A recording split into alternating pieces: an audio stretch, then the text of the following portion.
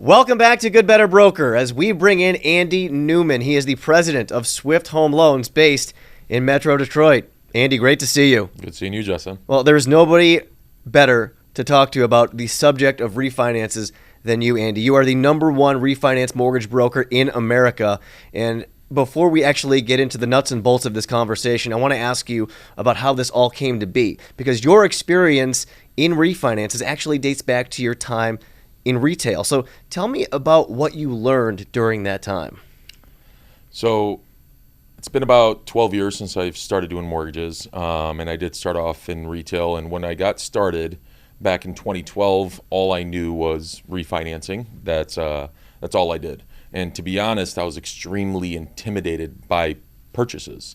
So back then, a while ago, I'd get a call for a referral to do a purchase, and I was way too scared of screwing it up, so I just hand it off. And the funny thing is now that there's so many purchase people that are intimidated by refinancing, little do they know it's 100 times easier to refinance someone as opposed to purchase, just due to so many less moving parts and so many less parties involved. But ever since then, we've always had a very big focus on refinance, just because it's the gift that keeps on giving. It's funny, when you and I were talking about this episode in advance, the main topic was going to be how to get ready for the upcoming refinance boom. And you kind of paused for a second and you said, well, to be honest with you, refinance boom or not, this is all about your ability as a loan originator to work your past clients. So tell us why you believe being refi focused has nothing to do with buying leads, say, and has everything to do with those past clients. Good question. So the way we look at it is, if you're brand new and you just started doing this, you're not going to have a massive database of past clients, right? But there are a lot of us that have been doing this for a very long time. So those past clients are something that shouldn't be ignored. And, reaching out to your past clients, just checking in, is such a huge part of our business. And we believe that this is something, there's no real timeline on when you should do it or how often you should do it. Personally, I believe 2 to 3 times a year, just reaching out to any of your past client, regardless of the loan they have, even if they're at 3.5%. And the reason is because there's so much that comes out of that. A big part of that is referrals, right? I know there's a lot of us that get realtor referrals, and they're great, right? Having all our realtor partners, but I do believe that your past clients is such a massive net, because you could potentially have people all across the country that are fighting for you when they're talking to their friends, family, coworkers, and a mortgage pops up. They're not going to think to bring up the name Andi Numan unless Andi Numan has said hello recently. If I haven't talked to one of my clients in a year, 2 years, they're not going to remember me as often as if I'm saying hi, just checking in, 2 to 3 times a year. So the potential of getting more referrals or even refinancing that client is significantly higher when you constantly touch base. Okay, so you said 2 to 3 times a year is the way you approach it as far as Right. how often you should reach out. You know this as well as I do. There are probably some people listening to this who say, I can't do that. They're in a 2.5% rate. They're in a 3% rate. What am I going to say to them that's not going to make them angry, that's going to make them want to hang up the phone on me? So I want you to tell our listeners about how you approach these conversations when you do these 2 to 3 times a year check-ins with your clients. Right. So for us, the approach when you're reaching out to a past client, it's not about selling them something. That's the most important thing. It's truly checking in on your past clients. There's going to be a lot of clients that don't have equity, right? And ahead of time they don't have equity, which you should be doing your research prior to calling somebody. Just double checking, see where the market value is of their home now.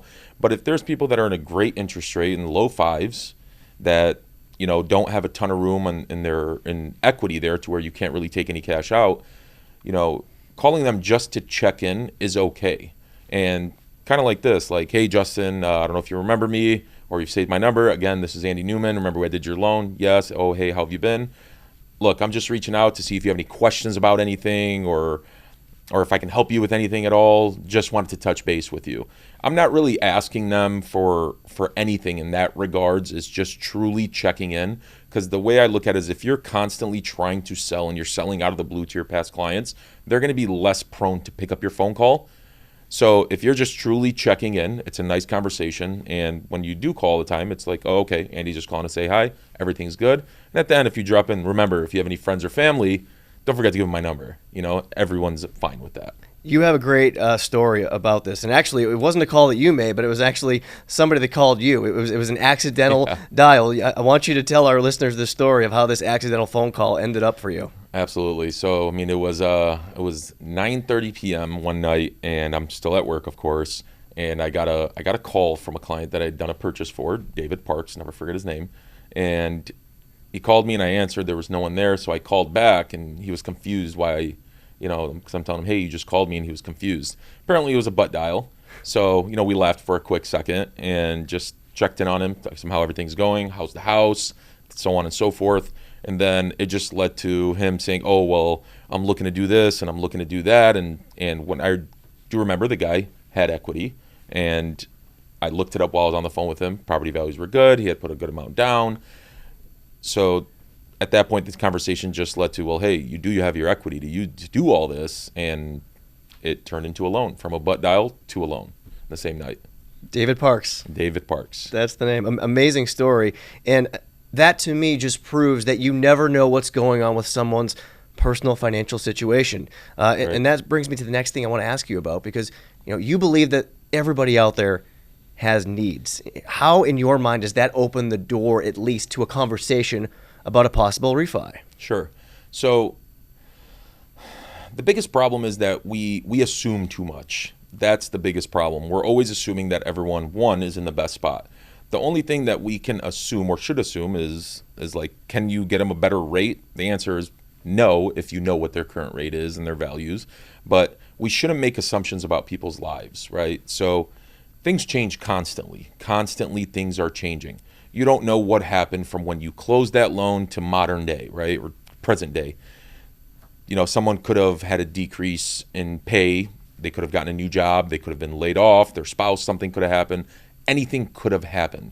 So the fear of us reaching out to somebody or just checking in on someone that already has a sub 5 or a sub 6%, it shouldn't exist, because you never know what you can do for that person that's going to dramatically change their financial picture, and they'd be extremely grateful for it. Because you got to remember that we know way more about mortgages than any of the clients that we help. So there are a lot of people out there that don't know they can tap into their equity, or don't know they can consolidate debt, that just need a little bit of room around their collar, to help them breathe a little bit. I think it's such a great point, because, intuitively, if you were in that situation that you just talked about, where, say, a spouse lost their job, or there was some kind of, change in their financial situation, the first call that most people out there are going to make is likely to their financial advisor, right? Mm-hmm. To see where they can kind of pare back, maybe in terms of some investments. Whereas they're not going to necessarily think about their mortgage broker or their LO as that possible person who's going to provide a solution. Right. But what you're saying is, for all brokers out there, for LOs, you can absolutely be that person. Absolutely. At the end of the day, for the most part, us Americans have problems. What type of problems there are, who knows? But a lot of Americans have financial problems. And if you can be that solution, why wouldn't you offer yourself up to be that solution, especially for your past client? So you're big on preparation. When you pick up the phone to make these calls, to check in on clients, what goes into your preparation, Andy? You're doing your homework about the property value. What do you have to be armed with going into a conversation to have the best chance to have somebody say, you know what, I do want to look into refinancing? Sure. So obviously, knowing certain things, the things that you can absolutely know up front, like current property values, I think it's silly not to just check that. It takes 2 seconds just to pull it up, whether it's Zillow or just checking on HVE, just by a quick property search. We already have their address, and you're walking in with some tools that will help you guide through that conversation. But aside from that, a big part of it is just understanding mortgage math. Okay, so mortgage math is just the calculators we all use to calculate whether the principal and interest or the interest rate. We all know how to use a calculator, but using that calculator in a way to where you can make it make sense. And I'm not talking about like twisting numbers around. It's actually giving the real numbers. Because a lot of times when we're talking to our past clients, look, would it be a hell of a lot easier for me to give everyone $300 a month in savings or $500 a month in savings? Absolutely. The conversation really isn't much of a conversation. Everyone's super grateful and then we just move on. But that's not the reality, right? So there are times where you're saving someone $80, $100, $120, and that's not going to make anyone a millionaire. But having your mortgage calculator handy and understanding how to do the mortgage math to where you can break down those numbers in a different light, to where, one, it's like, hey, forget about the $100 a month. If you're telling me the $100 a month you don't want to bother going through this, that's fine. So that point, just be able to quickly transition to pay what you pay now, is what I call it, is figure out the math on if they continue to pay the same payment they're paying now at this new and improved interest rate, which is lower than their current interest rate, how much faster would they pay off the home? If they've been in the home for a year, but now on the pay what you pay now, you can knock off 3 years off the life of their loan and their principal and interest payments $2,000. I mean, it's a quick, simple calculation, but you really don't want to be fumbling on the phone. It needs to be a nice, fluid conversation. So knowing how to do all that is extremely important. To your previous point, though, even if you're doing the math in advance before you get on the phone, and you know that you can only save somebody $100 a month per se, how do you know that they're not going to say yes to that unless you actually pick up the phone? That's the thing. You have to pick up the phone. So again, it goes back to what I said previously, is like we make too many assumptions. We make way too many assumptions. It's not about what that $100 means to you. It's what it means to somebody else. In all reality, the people that we believe are so financially savvy to where, hey, this person's DTI is super low, they have amazing credit, great job, this and that, they're not going to want to bother with these savings. When in all reality, that person did all the right things throughout life to get to that, where saving $100 on your mortgage is a lot of money because that's pure interest savings. Take the money. That's going to be the people that are more prone to taking it because it makes sense. So never assume that it doesn't matter. Everybody has their own approach when it comes to refinances, and I know that this is the case for you and the way that you like to lead your company. You don't look at this on a loan-by-loan basis. You are looking at this in the long run, in the bigger picture. What is your message to other people listening to this in that regard, Andy? Yeah, so to me and everyone, and this is what we constantly preach, look, do we all want to make the ideal compensation or the margin that we have set as a company or individually or whatever it is, whatever anyone's situation is? Yes, of course. This is something that we do for a living. But there are going to be times where, you can't make what you want to make, but you can still help someone. You're still doing a good thing there, which again can lead to referrals and more business that will end up giving you more money than you would have made. But ultimately, if you're looking at it from a loan-by-loan basis, I would argue that you have a job. When you treat this like a career, it's not about that one loan. Just because even if you didn't make anything on that loan, I look at it like it's deferred income. Whether it's deferred income in the sense of you're going to be able to refinance that client again down the line, or you're going to get money from their friends, family, coworkers, you'll get referrals, which will then give you money down the line. That's fine, because a career is something you do for an extended period of time, whereas a job is just something in the time, like in the current present time.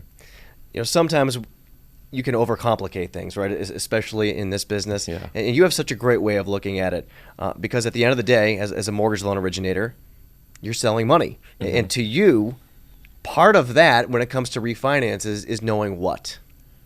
Well, you gotta know how much money they have, right? So everyone you talk to, hey, what do you do? Oh, I do mortgages. I do this. I do that. But if you break it down, we are selling money. That's what you do. Every single client you talk to, if it's in regards to a mortgage, you are selling them money. You can't sell someone money if you don't know how much money they have. So what I mean by that is we don't ask the right questions as loan officers, but we expect that we're going to earn all the business when you don't truly know the landscape that you're on, right? So knowing how much money they have prior to attempting to sell them money is asking the right questions like, hey, after all bills are paid at the end of the month, how much do you have left based on how much you make? Or after all the bills are paid, what do you have left in the bank account each and every month?